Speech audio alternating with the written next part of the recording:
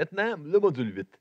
Écoutez, je tenais absolument à vous parler d'un sujet qui me tient profondément à cœur, un sujet essentiel et fondamental et pourtant si mal compris.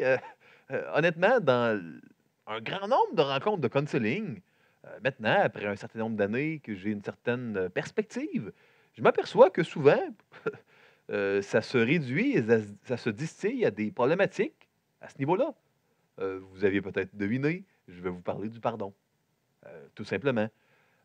C'est, quelque chose de fondamental, le pardon, mais comme toutes les vérités importantes, quand il y a des petits mensonges dans notre compréhension du pardon, ça peut causer des gros problèmes. Je l'ai vu de mes yeux, encore et encore. Donc, même si nous sommes dans une introduction au contenu biblique, je veux absolument prendre le temps de vous parler un peu du pardon. Écoutez, il existe 6 différentes racines de mots, dans la langue originale là, dans laquelle la Bible a été écrite. Vous le savez, la Bible a été écrite en hébreu, quelques parties une petite partie de l'Ancien Testament en araméen, et le Nouveau Testament en grec. Quand vous lisez dans votre Bible le mot «pardon», si vous, regardiez dans l'original, il y a 6 mots différents qui, à différents moments, sont traduits par pardon ou pardonner dans vos Bibles. 3 mots grecs et 3 mots hébreux. Donc, quand nous lisons sur le pardon dans notre Bible, comme il y a un seul mot en français pour pardonner, chose intéressante, hein, quand on compare à 6, 3 en hébreu, 3 en grec, on est porté à voir le pardon comme une chose. Alors que dans la pensée de Dieu, derrière le pardon, il y a beaucoup plus de nuances qu'on pourrait peut-être initialement le présager. Donc, le pardon, ce n'est pas une catégorie, mais plusieurs catégories, si on parle d'ancrage. La présente étude a pour but de comprendre toutes les différentes nuances du pardon que Dieu nous accorde et que nous devons aussi nous accorder les uns aux autres. À la fin de l'étude, nous allons parler également d'un sujet très important. Il y a énormément de confusion que je rencontre entre le pardon et la réconciliation. Il existe 3 mots grecs différents, traduits parfois par réconciliation dans nos Bibles. Nous allons utiliser les 3 et chercher à voir la relation entre le pardon et la réconciliation pour avoir une pensée claire et appliquer le plus précisément possible la parole de Dieu dans les situations où le thème du pardon et de la réconciliation sera utile. Cette fois encore, cette capsule vidéo se veut un survol, mais un survol que je vais essayer d'amener de la manière la plus complète possible, hein. Y a-t-il des conditions pour pardonner aux autres? Écoutez, je n'aurai pas le temps dans cette vidéo de l'argumenter autant que je voudrais, mais de tout mon cœur, non, il n'y en a aucune. Nous devons toujours pardonner. Le pardon n'est pas dépendant d'une pleine reconnaissance de l'offense de la part de l'offenseur. Bon, il y aurait beaucoup de choses à dire. Éphésiens 4,32, moi, me suffit. Il y aurait d'autres arguments, mais Éphésiens 4,32. Le pardon est sur la base, le pardon que nous accordons aux autres, sur la base de celui de Christ, hein. Soyez bons les uns envers les autres, compatissants, vous pardonnant réciproquement comme Dieu vous a pardonné en Christ. Maintenant, comment Dieu nous pardonne-t-il en Christ? Qui ici peut prétendre, au moment où nous sommes pardonnés, connaître tous les péchés que Dieu nous a pardonnés? Non, il y a probablement énormément de péchés. La majorité, j'en suis certain, quasiment que nous ne réalisons que peu ou pas, et Dieu nous pardonne. Et nos meilleures réalisations de péchés, nos meilleures démarches de repentance, probablement qu'au ciel, en présence du Seigneur, on va réaliser que c'était très incomplet, très imparfait. Non, mes frères, mes sœurs, le Seigneur nous pardonne d'une manière tellement plus inconditionnelle, tellement plus grandiose, tellement plus altruiste qu'on pourrait jamais l'imaginer. Et si notre pardon accordé aux autres doit être basé sur celui de Christ envers nous, je ne vois pas de quelle manière, de quel droit, sur quelle autorité nous pourrions choisir de ne pas pardonner parce que une personne n'a pas reconnu suffisamment ou de quelle manière on pourrait juger le cœur de la personne en disant elle ne s'est pas repentie. Attention, Le pardon et la réconciliation, ce n'est pas le même mot, ce n'est pas la même chose. Et nous allons voir plus loin que euh, quand quelqu'un ne réalise pas sa faute, cela va nécessairement affecter la relation, très probablement la réconciliation. Mais au niveau du pardon dans notre cœur, de ne pas retenir de dette, euh, ça, c'est inconditionnel envers tous.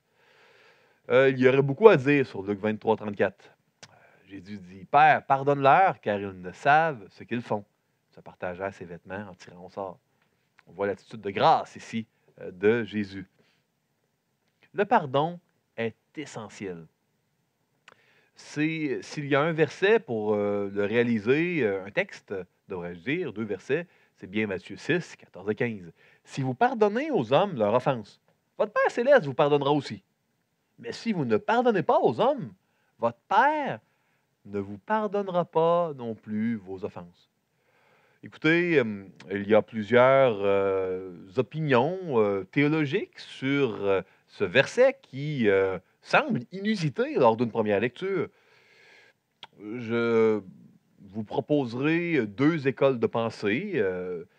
Certaines personnes, certains tenants de cette école, de la première école, vont dire il y a deux sortes de pardon que Dieu offre, le pardon judiciaire et le pardon relationnel. Et ici, évidemment, le pardon judiciaire de Dieu le juge, il est toujours accordé par Dieu le juge, mais ça affecte la relation. Dans ce sens-là, euh, le Père ne pardonne pas relationnellement.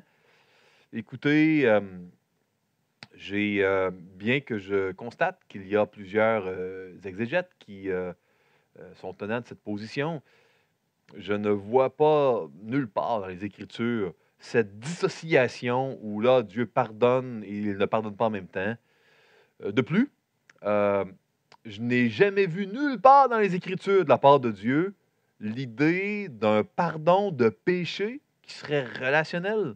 C'est de la part de Dieu envers un homme, euh, ça me semble, bien que cette position soit tenue par plusieurs, une telle interprétation de Matthieu 6 me semble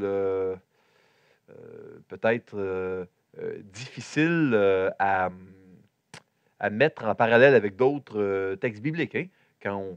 Si on veut toujours chercher à analyser un texte avec le respect de l'analogie de la parole et de voir les autres textes, ici, ça semble plus difficile. C'est une opinion aussi.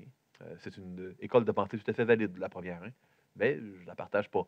Deuxième école de pensée, qui, à mon avis, est beaucoup plus intéressante.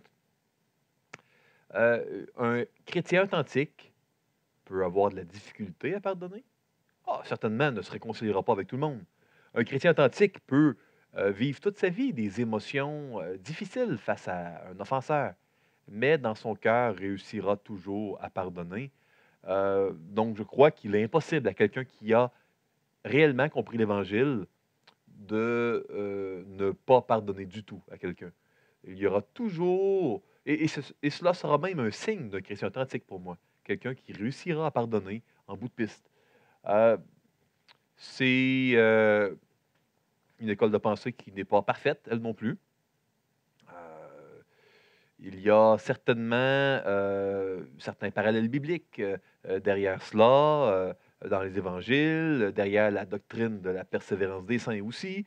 Mais bon, certainement, c'est un verset qui est euh, difficile à interpréter, mais s'il y a une chose sur laquelle tout le monde s'entend, c'est que dans ce verset, on voit l'importance de pardonner aux gens. Et ça, on est tous d'accord. Ce verset nous saisit en nous montrant que le pardon, ça, c'est sérieux, c'est pesant, c'est très grave. Devons-nous demander pardon à Dieu? Ça, c'est un autre sujet où il y a plusieurs écoles de pensée. Certains vont dire que la Bible est silencieuse sur le sujet et que comme les péchés passés, présents et futurs des enfants de Dieu sont complètement pardonnés à la croix une fois pour toutes, euh, eh bien, à ce moment-là, il ne faut pas demander pardon à Dieu. De l'autre côté, certains vont citer Notre Père en disant que Jésus enseigne ses disciples à demander à Dieu de pardonner leurs offenses, comme eux-mêmes pardonnent aussi à ceux qui les ont offensés. Certains vont dire que c'est avant la croix, d'autres vont dire non, c'est normatif. Certains vont citer un Jean 9 en disant si vous confessez vos péchés, il est fidèle et juste pour vous les pardonner et vous purifier de toute iniquité. Maintenant, d'autres vont répondre eh bien, le verbe homologeo, traduit en français par confesser, ce n'est pas un verbe qui est pour le pardon. Donc, on parle de confession, pas de demander pardon.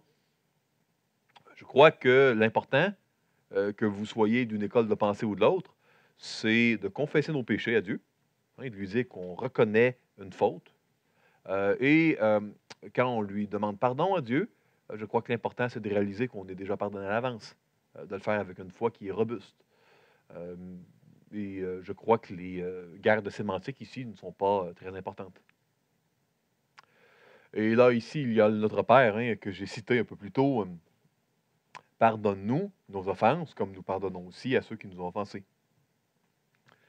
Qu'est-ce que la confession? Hein? Homo, logéo, homo comme une solution qui est homogène, les ingrédients sont bien mélangés, hein? Homo, le même, et logéo, c'est le verbe dire en grec ancien. Donc, homo logéo, c'est dire la même chose que Dieu. C'est ça que, littéralement, ça veut dire être d'accord avec Dieu, concéder, reconnaître, professer. Quand on confesse un péché, on dit à Dieu, ben, j'ai fait telle ou telle chose, je reconnais, je suis d'accord avec toi que c'est mal, tout simplement. Confesser correspond à admettre, regretter, à être désolé quand on a tort. La perfection de l'œuvre de Christ à la croix, l'Évangile, devrait nous amener à remercier Dieu pour son pardon passé quand nous confessons nos péchés. Ça, c'est certain. Et ça, vous allez le voir souvent, hein, il n'y a pas de controverse. La confession des péchés à Dieu et les uns aux autres, même, hein, ça, c'est biblique et il n'y a pas d'ambiguïté ici. Hein. Les deux raisons pour lesquelles Dieu nous demande de toujours pardonner. A, parce que nous reconnaissons que le rôle de juge des humains appartient à Dieu et que nous ne devons pas usurper ce rôle. Ne vous vengez point vous-même, bien-aimés, mais laissez agir la colère. Car il est écrit à moi la vengeance, à moi la rétribution, dit le Seigneur. Pas à moi et à toi, à moi, dit le Seigneur. Vous savez, si vous êtes sur la route et vous vous êtes acheté sur Internet, sur eBay, peut-être un radar pour mesurer la vitesse des automobilistes, comme les polices ont souvent. Et là, vous vous apercevez que le conducteur dans l'auto en face de vous, il a dépassé la limite. Vous n'êtes pas policier, mais vous avez votre radar que vous vous êtes acheté sur Internet. Et là, si vous décidez de le devancer, le dépasser, et vous lui faites signe, arrêtez-vous, arrêtez-vous. Là, il se demande quelle mouche vous a piqué. Le conducteur se dit probablement que vous avez un problème, il arrête. Et là, vous aviez également acheté sur Internet un pistolet taser avec des charges électriques. Et là, vous le tirez. Et là, quand il est complètement paralysé par l'électricité, vous aviez acheté sur Internet des menottes. Là, clac! Vous lui dites, je vous arrête parce que vous avez dépassé la limite de vitesse. Et je vous condamne à 2 jours de détention chez moi. Et puis là, vous l'amenez dans votre coffre de voiture. Vous l'amenez chez vous et vous l'avez détenu 2 jours dans votre sous-sol. Vous le nourrissez, vous respectez les bonnes règles d'hygiène. Là, vous avez joué le rôle de police, de juge et de geôlier. Vous avez usurpé l'autorité de trois professions distinctes. Je crois qu'il y a peu de personnes qui oseraient, par crainte des magistrats, usurper le rôle des policiers, des geôliers et des juges. Quoi? Nous n'oserions pas usurper le rôle d'un policier humain et nous oserions usurper le rôle de l'Éternel, du juge de l'univers. Ça appartient à Dieu. Ne jugez point afin que vous ne soyez point jugés. Ah, on peut juger de tout quand on parle de la conduite de quelqu'un. On doit reconnaître l'arbre à ses fruits. On doit reconnaître la différence avec discernement entre un mauvais arbre, un mauvais fruit, etc. Un bon et un mauvais fruit, entre le blé et l'ivraie. Mais juger le cœur de quelqu'un, juger la spiritualité de quelqu'un, ça, c'est interdit. Ça appartient à Dieu. N'usurpons pas la prérogative de Dieu. Ça, c'est important. Parce que c'est exclusif. C'est réservé à Dieu, ça. Par soumission, par crainte, par révérence. On lui laisse ça, hein? Et on s'en repent envers lui quand on ose prendre son rôle et juger les gens, juger le cœur des gens. Eh bien, parce que l'attitude du pardon fait partie de qui est Dieu. On en a parlé dans Exode 34, quand la voix de Dieu a crié du haut de la montagne. Hein? Et l'Éternel passa devant lui et s'écria, l'Éternel, l'Éternel, Dieu miséricordieux et compatissant, lent à la colère, riche en bonté et en fidélité, qui conserve son amour jusqu'à 1000 générations, qui pardonne l'iniquité, la rébellion et le péché, qui pardonne, porte sur lui. C'est ce que le mot nassa en hébreu ancien, traduit par pardonner, veut dire. Donc ici, c'est définitivement la chose la plus glorieuse, la raison la plus glorieuse derrière le pardon. En pardonnant, j'accomplis ce pourquoi je suis créé, ce pourquoi Dieu m'a donné le souffle de vie. Je reflète qui Dieu est. Je reflète qui la voix de Dieu a crié qu'il était.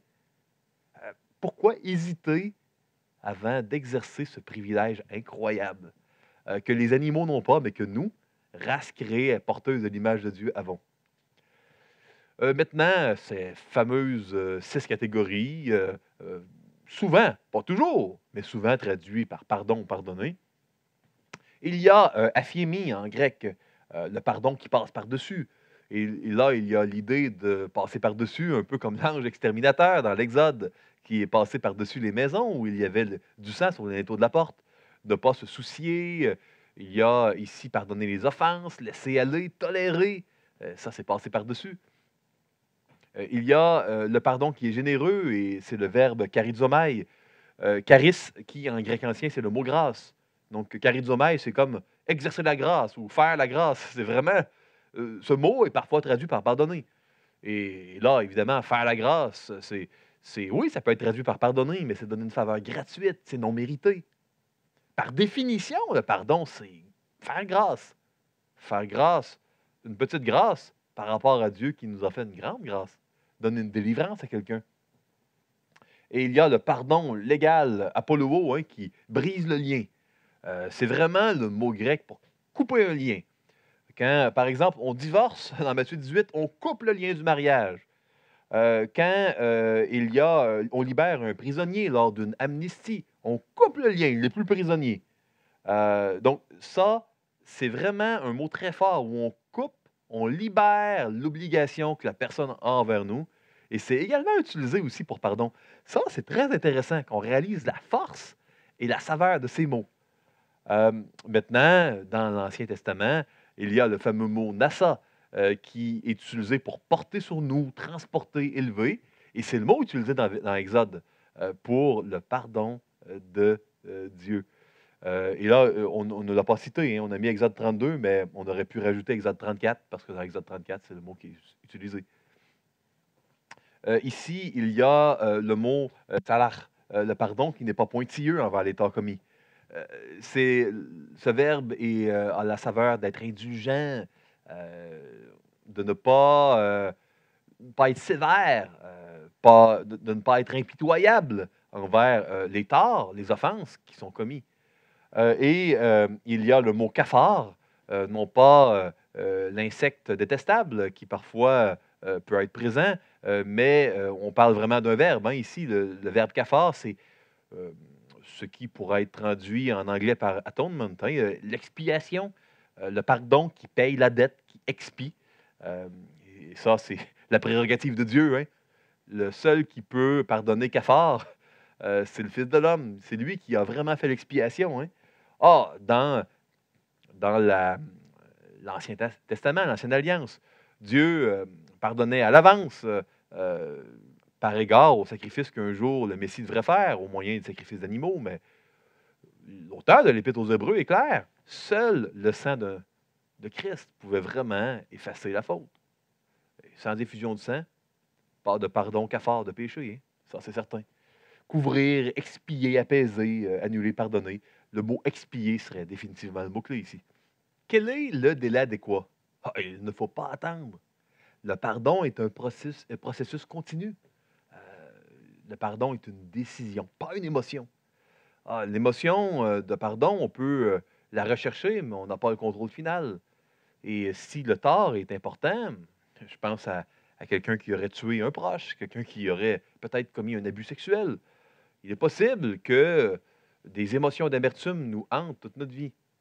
Et si les émotions d'amertume nous hantent 1000 fois, 10 000 fois, cela signifie qu'il nous faudra prendre la décision 1000 fois, 10 000 fois de pardonner avec l'aide de Dieu. Et il nous laisse une promesse précieuse, que jamais nous ne serons tentés au-delà de nos forces, mais que toujours avec la tentation, hein, il pourvoira au moyen d'en sortir, afin que nous puissions la supporter. C'est une promesse. On doit toujours chérir et s'accrocher aux promesses de Dieu, par la foi, parce que le juste vivra par la foi. Il ne faut jamais attendre pour prendre la décision de pardonner. La pire erreur à faire est d'attendre que l'émotion vienne. Habituellement, les émotions finissent par venir après avoir pris la décision. Habituellement, jamais l'inverse, hein. Si vous attendez que l'émotion du pardon vienne, cela est en contradiction très nette avec la doctrine de la chair, hein. Euh, il ne faut pas suivre les émotions de la chair qui nous enseignent plutôt de rendre le mal pour le mal.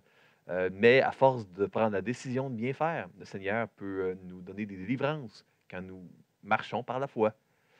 Le pardon est une décision. Euh, Quand un individu a pardonné une faute, si par exemple un individu a subi un préjudice, quelqu'un a parlé en mal de lui ou l'a volé et qu'il pardonne, s'il a de l'amertume le lendemain, ce n'est pas parce qu'il a mal pardonné, c'est parce qu'il doit pardonner une nouvelle fois. Mais ce n'est pas parce que le pardon de la veille est incomplet. Cette idée que le pardon est un acte ponctuel et qu'après, il n'y aura plus d'émotions et que s'il y a des mauvaises émotions, c'est parce que ça n'a pas été bien fait, c'est complètement, à mon opinion, anti-biblique. Euh, le pardon, ça peut être à refaire souvent. Et quand on a à le refaire, ce n'est en rien un signe que c'est parce que ça a été mal fait avant. Ne vous culpabilisez surtout pas. Euh, En général, à tout le moins, si vous avez de l'amertume après avoir pardonné, ce n'est pas un signe que vous avez mal pardonné. Il faut tout simplement le refaire. Euh, mais ce n'est pas parce que vous avez nécessairement mal pardonné. 2 erreurs courantes. Les 2 erreurs les plus courantes, à mon avis, que j'ai rencontrées sur le pardon. Première, avant de pardonner, il faut que je ressente une émotion de pardon. Si je ressens de mauvaises émotions, c'est que je ne suis pas prêt à pardonner et que je dois attendre pour ne pas être hypocrite. Vous savez, une telle erreur, ça peut détruire un mariage. Parce que dans un mariage, si je crois que c'est hypocrite de pardonner, si je ne le ressens pas, et si à ce moment-là, je ne ressens pas l'émotion de pardonner durant 10 ans, imaginez l'endurcissement si durant 10 ans, par bonne foi, on dit, moi, je ne veux pas être hypocrite, je ne ressens pas le désir de pardonner, l'émotion de pardonner ma femme ou mon mari, je ne le fais pas. Refuser de pardonner durant 10 ans à son mari ou à sa femme, imaginez l'épine dans votre cœur. Euh, la Bible nous enseigne que l'on doit faire ce que notre tête nous dit, qui est la parole de Dieu et qui est la volonté de Dieu, peu importe nos émotions. Si vous avez l'émotion et le désir d'étriper votre garçon, votre fille, votre voisin, mais que le Seigneur vous dit de ne pas étriper, n'étripez pas. C'est pas hypocrite de ne pas étriper. Si vous dites, ah ben je vais l'étriper parce que c'est hypocrite, non, non, non. Ce n'est pas de l'hypocrisie que de faire la volonté de Dieu et d'agir contre vos émotions. Et ça, c'est une erreur qui est vraiment courante, mais qui n'a aucun fondement biblique. La deuxième erreur que j'aimerais vous présenter, c'est un pardon bien fait doit nécessairement conduire à une réconciliation. Pas du tout. Vous savez, si il y a quelqu'un qui abuse de votre enfant et qui, après avoir purgé quelques années de prison, sort de prison, et vous dit, moi, je t'ai demandé pardon, maintenant, je voudrais aller en vacances avec toi et j'aimerais même garder tes enfants, hein. Euh, cette réconciliation-là serait, je crois que tout le monde en convient, un très grand manque de sagesse, un tort très grave, terrible. Imaginez le trauma pour le pauvre enfant. Donc, euh, dans la Bible, le pardon et la réconciliation sont habituellement, avec les nuances que je vais amener, toujours séparés. Donc, l'idée que c'est relié est, je crois, une erreur euh, extérieure aux Écritures qui fait parfois beaucoup de dommages. J'ai rencontré souvent des gens qui mettaient de la pression sur une victime en disant ah, ben, t'es pas réconcilié, t'as pas bien pardonné. C'est pas dans la Bible, c'est pas biblique. Dieu nous demande de pardonner et aimer. La réconciliation n'est pas dans nos mains. Vous savez, on ne peut pas créer une amitié. On peut l'accueillir quand Dieu nous donne une amitié avec quelqu'un, mais on ne peut pas la forcer. La réconciliation non plus. On peut la souhaiter, prier pour elle, la rechercher, mais ce n'est pas dans nos mains. Même la paix n'est pas dans nos mains. Vous savez, être en paix dans une relation, on doit rechercher cela autant qu'il est possible. Autant que cela dépende de nous, que c'est à notre pouvoir, notre capacité. Mais on ne peut pas garantir la paix, ça dépend pas juste de nous. Trois types de réconciliation dans le Nouveau Testament. La première, c'est le mot apokatalasso, c'est la réconciliation qui transforme une relation en une relation meilleure qu'avant. Ce mot n'est jamais utilisé envers des êtres humains. 100% du temps, il est utilisé de la part de Dieu envers nous. Jamais utilisé, nulle part dans le Nouveau Testament, envers des frères dans le Seigneur, par exemple. On le voit dans Éphésiens 2, 14, car il est notre paix, lui qui des deux n'en a fait qu'un, et qui a renversé le mur de séparation. L'inimitié ayant anéanti par sa chair la loi des ordonnances dans ses prescriptions, afin de créer en lui-même avec les deux un seul homme nouveau, en établissant la paix, et de les réconcilier l'un et l'autre en un seul corps avec Dieu par la croix, en détruisant par elle l'inimitié. Donc ici, nous voyons la réconciliation. Il a transformé une relation meilleure, infiniment meilleure. Lui qui est notre paix, le Seigneur. Jamais utilisé pour les relations humaines, seulement Christ envers nous. Deuxième mot, katalasso, c'est une réconciliation qui transforme une relation hostile en une relation amicale. Jamais utilisé envers des frères dans le Seigneur, nulle part dans le Nouveau Testament. 100% du temps, de la part de Dieu envers ses enfants. Nous faisons donc les fonctions d'ambassadeurs pour Christ, comme si Dieu exhortait par nous. Nous vous en supplions, au nom de Christ, soyez réconciliés avec Dieu. Que les incroyants voient leur relation hostile transformée en une relation amicale. Jamais utilisé envers des frères. Nous allons voir le troisième mot pour réconciliation, qui est le plus faible des trois, et on va voir ce qu'il dit ici. Il s'agit du mot dia-la-somai. C'est tout simplement le mot la réconciliation qui ramène une relation à la normale. Est-ce qu'elle est meilleure? On ne sait pas. Est-ce qu'elle était hostile avant? On ne sait pas. Une relation qui n'était plus normale est ramenée à la normale. Ce mot, il n'est utilisé qu'à 2 reprises envers des êtres humains. Il y a Matthieu 5. Si donc tu présentes ton offrande à l'autel et que là, tu te souviennes que ton frère a quelque chose contre toi, laisse-là ton offrande devant l'autel, il va d'abord te réconcilier avec ton frère, puis viens présenter ton offrande. Donc, si tu t'aperçois qu'un frère a un reproche, que tu sois d'accord ou pas, cette relation-là va la ramener à la normale en l'écoutant. Ça ne veut pas dire que tu vas être d'accord, que la relation va devenir meilleure, mais elle va être normalisée par le fait que tu as été diligent et que tu l'as écouté. La normale d'une relation de quelqu'un qui a fait un crime envers votre enfant, ça ne sera pas une relation où il va garder votre enfant ou aller en vacances avec vous. Hein? La normale de quelqu'un qui a commis un crime va être probablement une relation très distante, très encadrée. C'est important de réaliser cette nuance-là. Je le répète, dans les relations humaines, dans notre vie, des petites nuances font souvent de grandes différences. C'est important de ne pas voir le counseling biblique, cette discipline qui vise à connecter les Écritures comme étant quelque chose de grossier. Plus on le fait d'une manière fine, mieux c'est. Hein? Ici, il y a l'autre verset. Il n'y a que 2 versets dans tout le Nouveau Testament où on parle de réconciliation entre 2 personnes, où on parle de ramener une relation à la normale. Le deuxième endroit est dans 1 Corinthiens 7, un verset sur le mariage. À ceux qui sont mariés, j'ordonne, non pas moi, mais le Seigneur, que la femme ne se sépare point de son mari. Si elle est séparée, qu'elle demeure sans se marier ou qu'elle se réconcilie avec son mari, et que le mari ne répudie point sa femme. Donc ici, si jamais une femme est séparée, elle peut se demeurer sans se marier, séparée, ou elle peut ramener la relation à la normale avec son mari. Donc oui, il y a 2 possibilités, un ou l'autre. Et c'est tout à fait bon de considérer la deuxième, quand c'est possible, de ramener la situation à la normale quand c'est possible. Et là, on parle de mariage. Donc, cette idée de si tu as bien pardonné, tu dois te réconcilier avec ton frère dans l'Église, être en paix, oui, aimer, oui, pardonner, oui, mais réconcilier, cela n'a aucun fondement dans le Nouveau Testament. À aucune reprise, les deux premiers mots plus forts ne sont utilisés.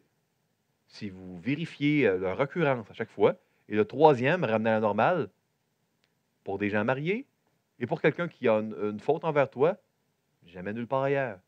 Donc, c'est très important de ne pas aller au-delà de la parole et d'enseigner, à mon avis, qu'il y a sur le dos de la personne qui est offensée et qui est parfois affligée, blessée, comme on l'appelle, l'idée de produire une réconciliation. C'est pas toujours sage. Il y a plein de contextes où ce n'est pas sage. Il y a plein de contextes où ça peut empirer les choses. Et ce n'est pas un commandement biblique. Être en paix, oui. Aimer, oui. Être réconcilié, pas nécessairement. Euh, donc, oui, il y a une unité de l'Église qu'il faut rechercher, mais c'est ça, c'est pas aussi clairement de la réconciliation qu'on peut parfois l'entendre, je crois. La réconciliation est toujours souhaitable, mais il y a de nombreuses variables, je crois, qui vont la colorer. Donc, je ne suis pas en train de dire qu'on ne doit pas la rechercher, qu'elle n'est pas souhaitable. Ce que je mentionne, c'est tout simplement qu'on ne doit pas mettre des fardeaux euh, trop grands sans avoir considéré avec beaucoup de sagesse la situation. Le pardon est plus qu'une action, c'est une attitude, un style de vie. On pardonne pour refléter Dieu. On pardonne pour accomplir ce pourquoi nous existons. En espérant que ce survol sur le pardon ait pu vous être utile et vous amener à vivre les bénédictions de Dieu de la manière la plus complète possible, la plus pleine. Parce que de pardonner aux autres, ça fait grandir. De bien comprendre le pardon que Dieu nous donne et de l'accueillir, de le recevoir, c'est la plus grande bénédiction qu'un être humain peut avoir. Maintenant, prenons une pause avant de passer au dernier module, au module 9.